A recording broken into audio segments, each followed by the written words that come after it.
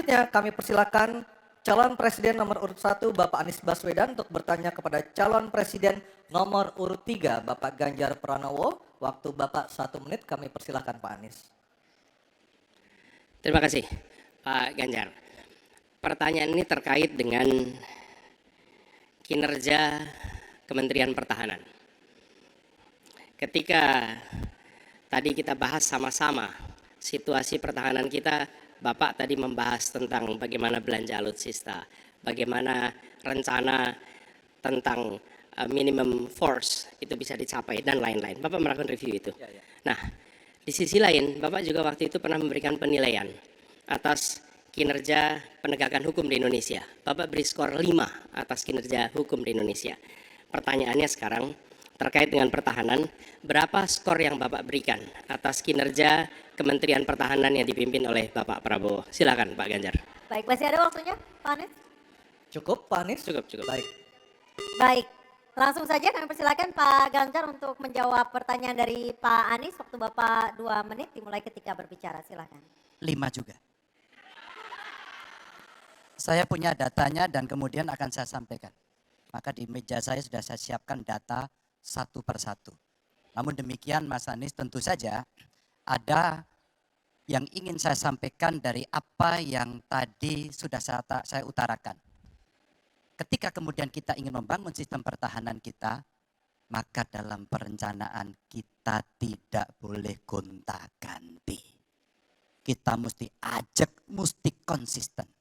Kedua, kita mesti mendengarkan betul-betul dari seluruh matra. Maka seluruh proses perencanaannya harus bottom up.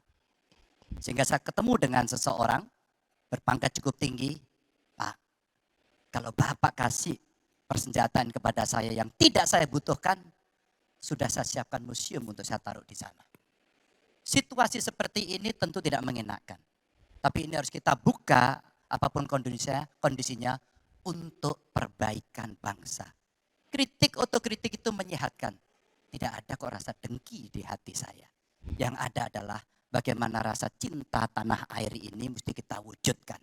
Agar kemudian kita betul-betul bisa menjadi negara kuat di banyak area dan kita berbicara di dunia internasional disegani. Bung Karno telah menyampaikan itu. Daulat politik itu wajib. Berdikari dalam bidang ekonomi mesti dituju. Dan kita punya kepribadian dalam kebudayaan. Sekarang daulat ekonomi pertahanan kita mesti kita tunjukkan. Maka ketika banyak perusahaan-perusahaan waktu itu yang sangat strategis dibikin, itu mimpi sejak dari lama pendiri bangsa agar kita menjadi negara kuat.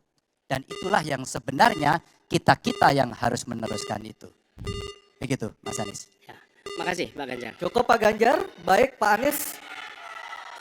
Silakan menanggapi jawaban dari Pak Ganjar. Waktu 1 menit Pak Anies, silakan. Jadi TNI, tentara kita, polisi kita, semua bekerja luar biasa di lapangan. Kita harus berikan rasa hormat dan terima kasih. Karena mereka mengerjakan hal-hal yang sulit, hal-hal yang berat. Tapi sisi kebijakan menurut saya lebih parah. Kenapa? Di era Pak SBY, kenaikan gaji terjadi 9 kali. Selama era ini hanya bernaik gaji 3 kali dan akan naik nanti tahun depan. Karena menjelang pemilu mungkin naik gajinya. Tapi di sisi lain kesejahteraannya tidak dipikirkan dengan serius. Tukin hanya 80%. Lihat Kementerian Keuangan, lihat Kementerian PUPR. Menteri-menterinya mengusahakan peningkatan tukin di mereka.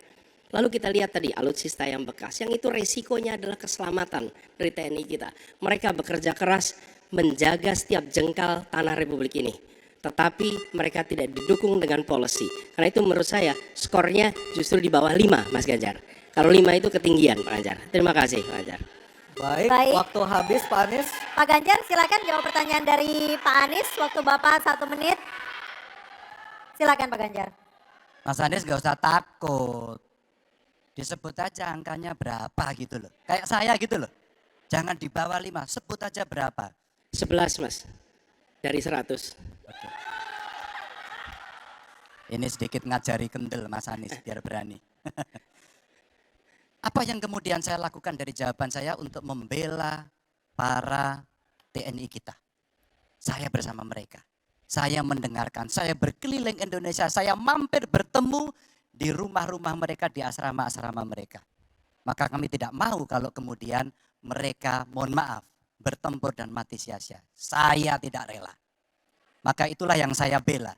Maka perencanaan bottom up itu betul-betul sebuah perencanaan yang mereka inginkan, mereka harapkan, dan mereka bisa menggunakan dengan sangat efektif. Termasuk pada soal kesejahteraan tadi yang disampaikan. Dan saya sepakat pada soal itu.